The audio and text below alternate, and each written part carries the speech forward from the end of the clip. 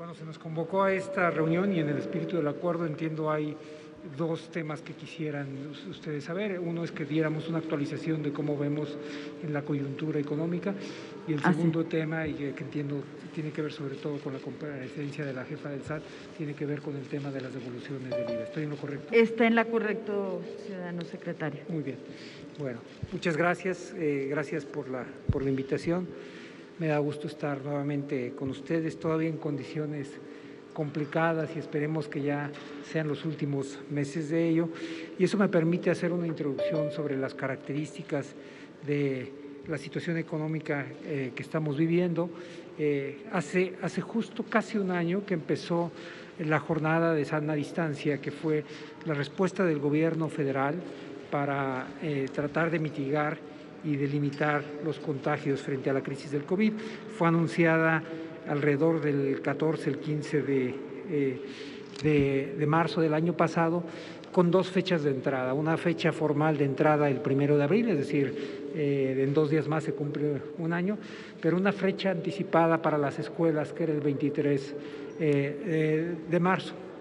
Estas medidas fueron muy similares a las que tomaron otros países, donde el distanciamiento social y el confinamiento ayudaron efectivamente a frenar el ritmo de los contagios, pero el éxito de estas medidas dependía de ir disminuyendo de manera notable la actividad económica.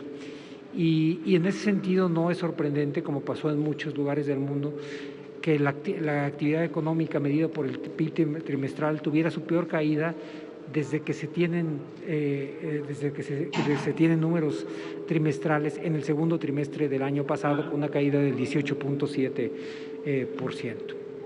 A partir de entonces hubo un reinicio de actividades ordenadas, empezando el 1 de junio, que buscaba hacerse a través de 3 características distintas. La primera era, sin cambiar el formato de actividades esenciales, se fueron incorporando algunas actividades al conjunto de aquellas que eran determinadas de esta naturaleza. 3 fueron muy importantes: las actividades de la industria de la construcción, las actividades que tienen que ver con el comercio exterior, en particular las que tienen que ver con la industria automotriz, y la tercera que tienen que ver con la minería. En retrospectiva fue una decisión correcta, y déjenme decirles los argumentos que me llevan a hacer esta afirmación. En primer lugar, hubo un crecimiento bastante más importante trimestre a trimestre, del tercer trimestre del año pasado al cuarto trimestre. En segundo lugar, había una decisión muy explícita en el sentido de que el ciclo de la pandemia había empezado en Estados Unidos antes que en México, y entonces el confinamiento había iniciado antes, pero también el inicio de las actividades, o el reinicio de las actividades, había comenzado antes en Estados Unidos. Y para cierto número de estados que tienen una correlación muy alta con la actividad económica en Estados Unidos, era muy importante que iniciaran más o menos en el mismo momento, es decir, que fueran sincronizados los momentos de apertura. Déjenme decirles por qué en retrospectiva me parece que fue la decisión correcta. Hasta hace apenas 6 semanas, y esto ha venido cambiando en las últimas semanas, pero hasta hace 6 semanas había 3 entidades del país que habían recuperado todos los empleos perdidos en la pandemia y habían construido por encima de los empleos perdidos en la pandemia. Uno era el caso de Tabasco, y parece ser explicado fundamentalmente por las obras de la refinería de Dos Bocas, el impacto que tiene de demanda agregada ahí, genera empleo, etcétera, y eso explica que Tabasco haya crecido. Pero los otros 2 estados eran Baja California y su estado, Chihuahua. Es decir, la reactivación económica que se estaba dando en Estados Unidos requería que los estados cuya economía está altamente correlacionada pudieran iniciar en fechas similares. Y después, hacia el cuarto trimestre de este año, hubo una serie de sectores adicionales que empezaron ya a reactivarse, y para los meses de noviembre y diciembre había 2 sectores que claramente tenían una dinámica incluso superior a la de la pandemia, y esos sectores eran el sector de exportaciones y el sector manufacturero.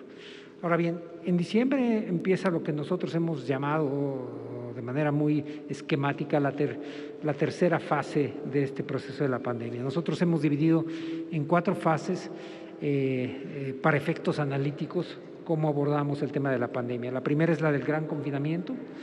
La segunda, la del proceso de reapertura gradual, que empieza el 1 de junio, que va permitiendo que un número importante de sectores se vayan reincorporando. Y contra esa dinámica es contra la que nosotros, en los criterios generales de política económica que les enviamos el pasado septiembre 8, esperábamos un crecimiento del 4.6%.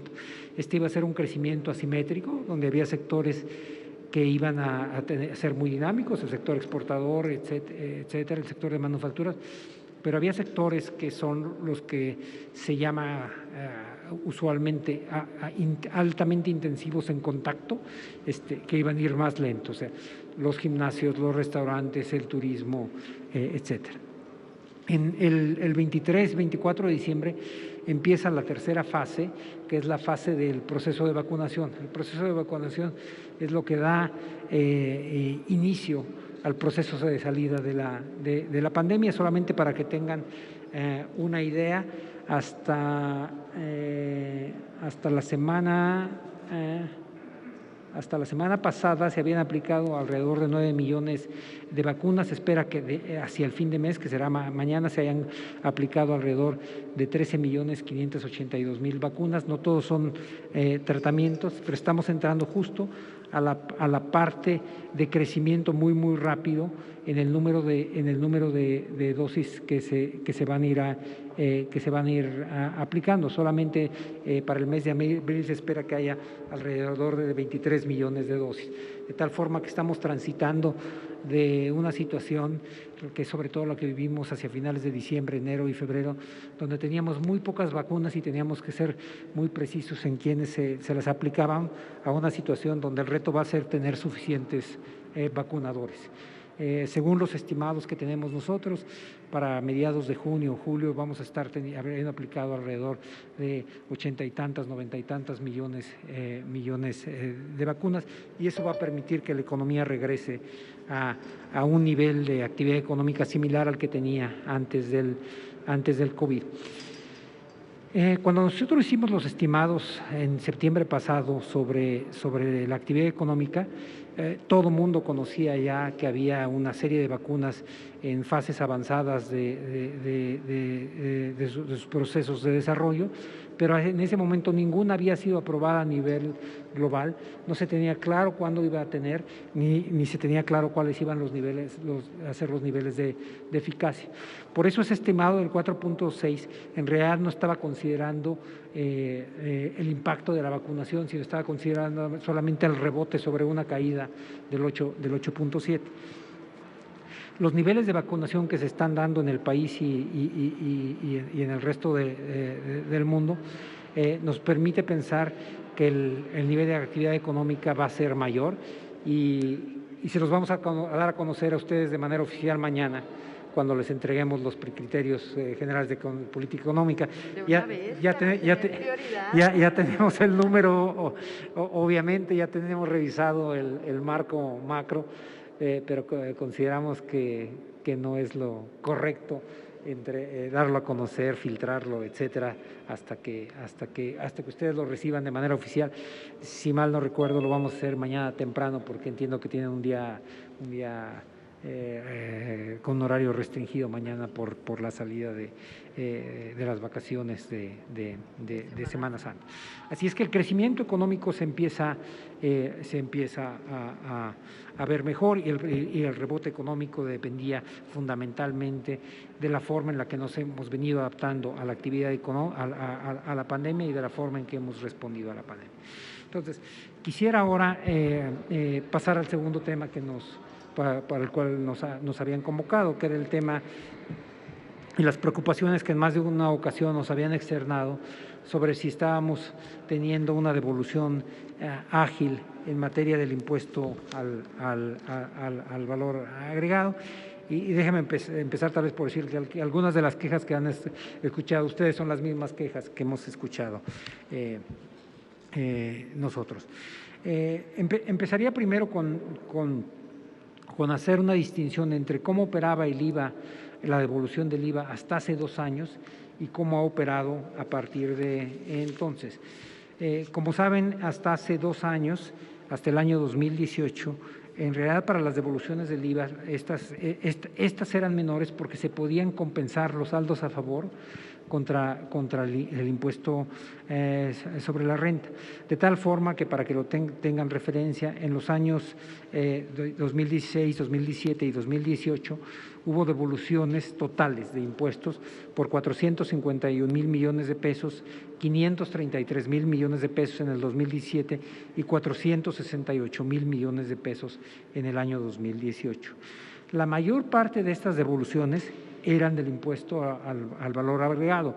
Por ejemplo, en el 2016, cuando devolvimos 451,000 millones, 407,000 fueron por concepto de IVA. En el 2017, de los 533,000 millones, 479,000 eran por concepto de IVA, y en el 2018, de los 468,000 que se devolvieron, 421,000 eran por concepto de IVA. Si bien la compensación universal permitía el saldar los recursos que se tenían a favor y en contra dentro de Hacienda vis a vis las empresas de manera muy rápida, en los hechos lo que pasó es que fue un mecanismo que fue claramente abusado, permitió y abonó en favor de los mecanismos de empresas fantasmas, etcétera, que hemos ido, con la ayuda de ustedes, atacando a través de diversos mecanismos. Permítanme decirles que esos mecanismos y esas herramientas que ustedes, esos instrumentos que ustedes nos han dado, han sido extraordinariamente exitosos. Y déjenme hacer un paréntesis en ese sentido. Normalmente lo que uno hubiera esperado es que en un año con una caída como la que tuvimos el año pasado, hubiéramos tenido una disminución en la recaudación muy importante. De hecho, lo que habíamos visto en las crisis anteriores, como puede ser la crisis de 1995 o la crisis del 2009, es que la caída que había en recaudación era aún mayor que la caída económica, es decir, lo que los economistas llamamos, que para esos efectos es una elasticidad mayor a 1%. En este año, a pesar de que la caída en la actividad económica fue peor que la del 2009 y peor que la del 1995, lo que hubo es un aumento marginal en la recaudación. Y claramente esto tiene que venir porque se cerraron los espacios de evasión y de elusión fiscal. Ahora, regreso al tema de las devoluciones. Al haberse eliminado la compensación universal, lo que nosotros esperábamos, y así lo argumentamos con ustedes, es que iba a haber un aumento ahora de las solicitudes por devolución de IVA. Y eso es exactamente lo que vemos para el año 2019 y 2020. En el año 2018, último año de la compensación universal, hay 468,000 millones de pesos que se devolvieron en general. Para el año 2019 hay 626,000 millones de pesos, es decir, un incremento del casi el 34% en los recursos que se devolvieron a los contribuyentes. Si lo vemos por IVA específicamente, pasó de unas devoluciones de 421,000 millones de pesos a 572,000 millones de pesos, un incremento todavía mayor, de casi del 36%. Cuando nos movemos del año 2019 al año 2020, los montos caen, pero no caen de manera importante. Pasan de 626,000 millones de pesos a 621,000 millones de pesos para las devoluciones totales, y de 572,000 millones de pesos a 567,000 millones de pesos para las devoluciones en materia de IVA. Entonces, lo primero que yo señalaría es, a diferencia de lo que se está diciendo de manera cotidiana, no solamente no han disminuido, sino han aumentado las devoluciones en materia del IVA. El SAT además ha implementado una serie de medidas y seguramente la jefa del SAT hablará de ello, que ha cambiado los términos, los plazos y las certificaciones que permitían que algunas devoluciones se pudieran hacer de manera automática. Entiendo que lo han hecho para poder verificar que efectivamente esas devoluciones sean las correctas, ¿no? Sí. Ahora bien, un tema yo diría de carácter de principio con respecto al IVA y sus devoluciones. Los recursos que el SAT devuelve al IVA no son recursos de Hacienda, son recursos que temporalmente en el momento en que quedaron, en que se hizo algún pago parcial, etcétera, quedaron en las arcas de la Tesorería de la Federación, pero son recursos de terceros, son recursos de personas físicas, fundamentalmente de personas, de personas morales. Y en ese sentido lo que nosotros tenemos es la obligación de hacer la devolución correcta, pero hacerlo también de la manera más expedita posible. Y yo creo que en ese sentido somos sensibles a algunas de las preocupaciones que ustedes nos han externado y que nos han externado también diversos agentes del sector económico o privado, y yo creo que tenemos espacio nosotros para ir mejorando nuestros procesos y asegurarnos que esos recursos que no son nuestros se pueden devolver en tiempo y forma a esas empresas.